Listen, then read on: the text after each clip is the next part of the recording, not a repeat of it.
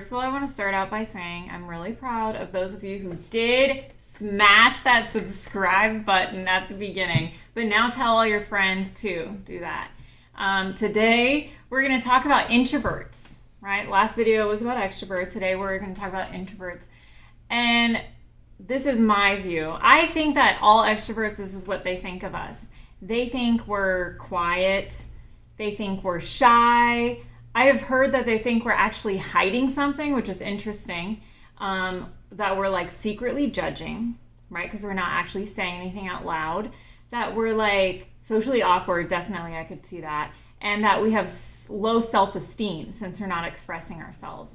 And it's funny to think about these descriptors. I don't know about the low self-esteem, but I have gotten a lot of that feedback that I'm quiet, hiding, and judging. The judging one is really interesting. I had this teacher in high school, no joke. He would stop mid-lecture. Okay, I was a good student. I was always paying attention. I was watching him. He'd walk back and forth in class. He would stop mid-lecture, mid-sentence, and look at me, and he'd say, "Deanna, stop looking at me with those disapproving eyes." And I'd be like, I don't know what I'm doing. I'm just like taking notes, but for some reason, and he was definitely an extrovert. He was an extrovert. And so I mean, my eyes are big too, but I really think part of it was maybe the way I was processing what he was saying. He was like, "You're judging me." Yeah. His reaction must just be an extrovert, not understanding an introvert. Yes, you are right. That is one of the, that is how extroverts misinterpret introverts. Okay. So my thought is that, yes, there's that surface level, quiet, shy thing, but there's got to be more to it than just like the meme of what an introvert is. Like there's more complexity, right? Yeah, and I want to go through the 4 types just like we did in the previous video with the extroverts. And the one disclaimer at the beginning is, like I said at the end of the extroverts video, it's extroverts sort of wear their heart on their sleeve, or whatever type of extrovert they are, it is out in front. You see that, that's what they lead with. With introverts, you're not always seeing what's going on, what their internal dialogue is like. Mm-hmm. So it's somewhat confusing to know what type of introvert they are. Like just introvert shy is not, you can't do that. Or doesn't like to always go outside, not a good way to classify it. So I've tried to come up with like really good definitions. I really get inspired by like the David Kiersey, how he just like had the perfect way to describe everything. So I'm trying to do that. So the first one would be called the Crusading introvert.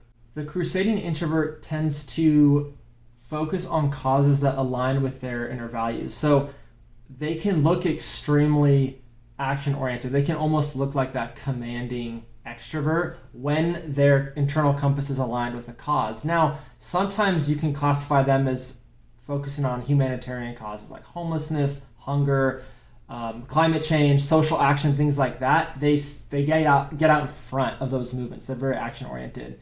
But they can also have a very niche cause that's not trendy because they're not always looking for society to tell them what to care about.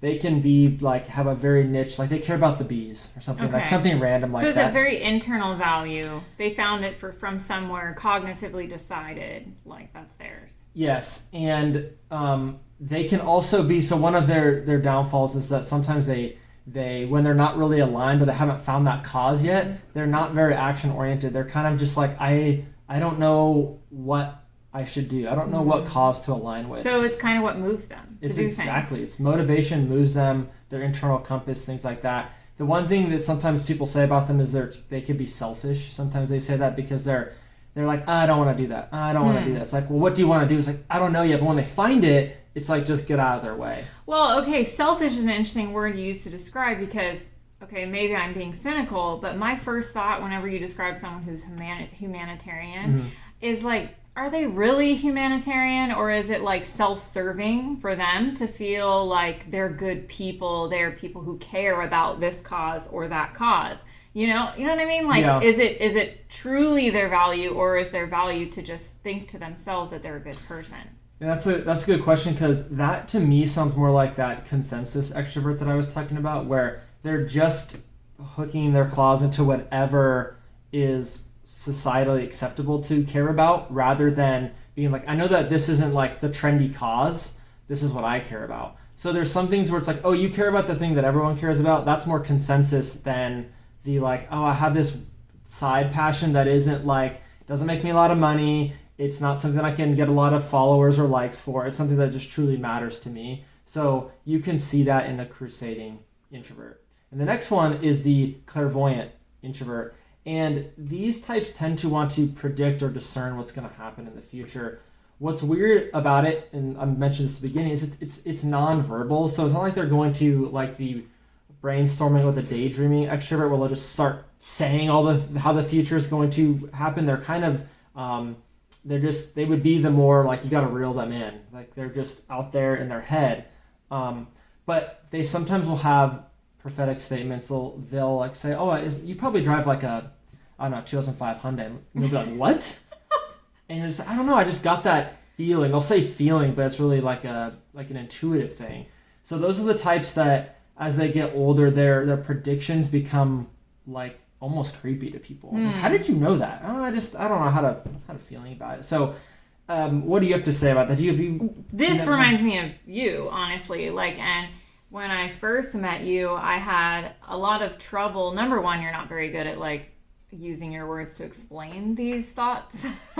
So, and for me, I need the why, I need the how. Like, give me the concrete details as to like how you know this thing is going to happen or whatever. But you know, the longer I've been with you, the more I've realized like I should trust it. Like most of the time, this oracle of yours, the prophecies that you come up with, they do come true. And what I have learned to do to accept it is like, he must have data points, he just doesn't know what they are. That's a really good way to describe it. It's like, I could probably, if I took enough time, try to find where this pulled from, but even if I found it, it would just be so abstract and lame. And it's like, how did you pull that from that? Sure. That it can be a little bit hard to understand. So that the clairvoyant introvert, their life goal is trying to articulate it to other people to get their ideas accepted. It's like a life challenge. It's a life challenge. Yeah, you'll never like be 100% perfect at it, but you'll get better if you know type.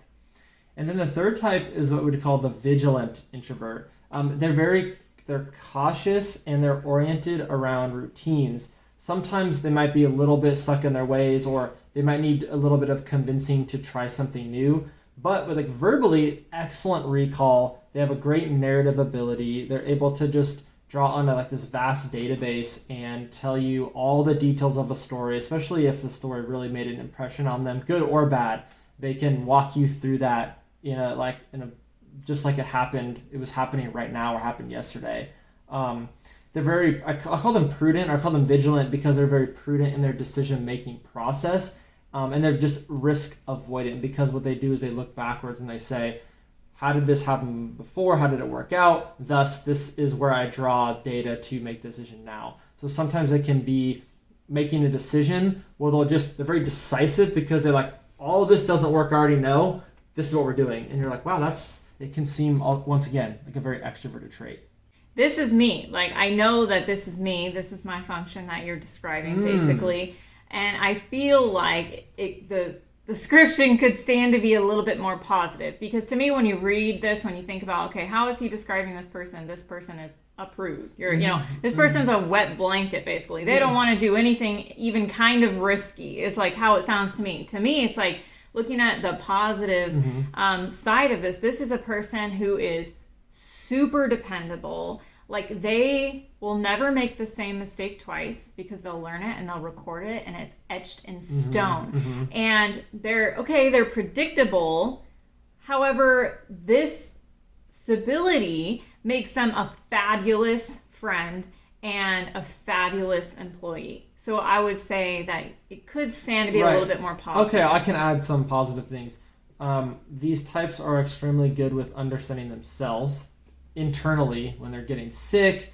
When they need to attend to things, like they won't push past something and avoid like going to the bathroom, eating, drinking, sleeping. Like at some points they will, but they're very in tune with how they're feeling, so they're good at self-care much more than other introverted types might be. Okay. And the fourth type is what I would call the investigative introvert. These are the types that might seem aloof or uninterested wherever they go, or at work or at parties. But I would say this is definitely a mistake to assume.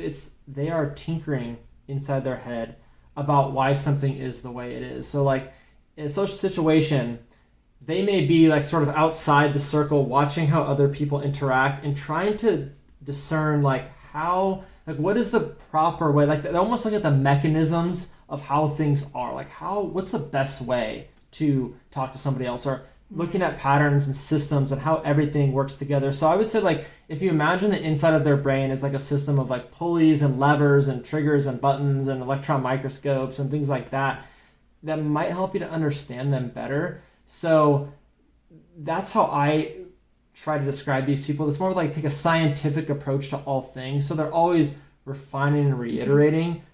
This type is the one that might correct somebody. Wait, hold on. Is that the exact... What do you mean? Is this a better word? Should we say this? Actually, this means this. They're always trying to get to the essential truth of things. But like I said, you can't see that unless you like know them pretty well and they start to talk and they get a little chatty. Then you can see that investigative. They're more questioning how things happen, and then they want to know the truth about how things operate. But does that mean they can never get anything done because they're constantly refining, and picking apart? Definitely. That is one of the downfalls of this type, is they're like, I don't know enough yet about how this essentially is before I can start taking action on a project or like doing something in my work or doing something at home. It's like, I guess this type, if they were doing a house project, say they're going to put on like a new roof, they'd have to know everything about roofing materials. They'd have to know everything about what types of roof are available, the history of roofs, and like they can get caught in this deep dive where like nothing ever gets done. To me, okay, I'm super judgy, but I'd just be like, you're a procrastinator. Like you're using that as an excuse to not do the roof. Like truly look internally and realize you don't want to do the roof and just hire someone to do the roof. But they'd be like, no, like I want to do the roof. Yes. I'm just like studying it, I don't know. These people are interesting because if you're analyzing how to repair a roof, in my opinion, like that's important because it is a technical thing. But if you're analyzing like why that person walked across the room at a party and, the look that she gave him or whatever it might be, to me, it's like, okay, so there's literally no beauty or mystery in anything. To them, they must think that everything can be picked apart and analyzed and understood. Is that true? I think like that would be the most extreme case of this introvert, where it's like, oh, well, that beautiful thing is just these atoms clashing together. So that's what that is. And it could be like, wow, thanks for that. But their mind is always like, they would want to know how it's made. Like if they saw a movie, they want to, okay, how did they film that? And then they do like a deep dive. They're the most deep divey of all types. Like where were the cuts in the movie? Where were the cuts? What kind of camera did they use? Like how did the discussions go with the director and the producer and the cinematographer to get that? And they're like, oh, that's interesting. And then that's how they move on through life. So they have eclectic knowledge of things and real deep knowledge of how things work. I feel like all four of these introverts types, they actually seem really different to me. What would you say if someone was trying to figure out themselves or their friend? Like, what's the similarity or commonality amongst all introverts where you can say, just you're definitely an introvert? Right. So I think I would say you're not going to be able to just point out someone that's like chatting with somebody else at a Starbucks and be like, that person is this type of introvert. It's super hard. You really have to probably have a couple conversations with them to know like, oh, I think this is more of a clairvoyant introvert versus an investigative introvert. Opposite side of that is like you can tell like the indulgent extrovert versus the consensus extrovert. Like those come across, like I said, a little bit easier. Yeah. Like I mentioned in the last video, it's like for yourself, if you have to make a decision, if the first thing you do is go, let me check in with my internal system, my internal logic, my internal prophecy of how I see this going, if that's the first thing you do, and then you like impose that on the outside world, you might be an introvert. On the opposite side of that is this: if you say, what does all the data out here say, but then what I want to do is secondary to that, you might be an extrovert. honestly, sometimes the most basic definition really works for me. I know this might not sound great, but it's like if you don't want to speak up right away when someone asks you a question, or you feel a little bit like, I need to think about it first. That might be introversion, where it's like, I'm not necessarily shy, I just need to think a little bit about it before you scream it out loud. So sometimes you can just be like, I'm generally more shy than talkative. You might be an introvert. Like, God forbid we stereotype that, but that's how I would say. If you're just looking at introversion versus extroversion, that would be an easy way to... Listen, if you narrate your life, you're an extrovert. I'm just going to say that. Been around a lot of those people. But anyway, what do you guys think? Like, are you an introvert? Have you experienced introverts where you're like, oh, that's that type of introvert. Now that Joe and Deanna described it to me, I know who that person is. Do you think that this content was helpful to you? Is there another topic that you'd like us to explore? Let us know down in the comments. Make sure you click like if you liked it. If you did. If you didn't like it, then whatever. Yeah. But let us know in the comments below, and we'll see y'all next time. I tried to live without you, just can't get you.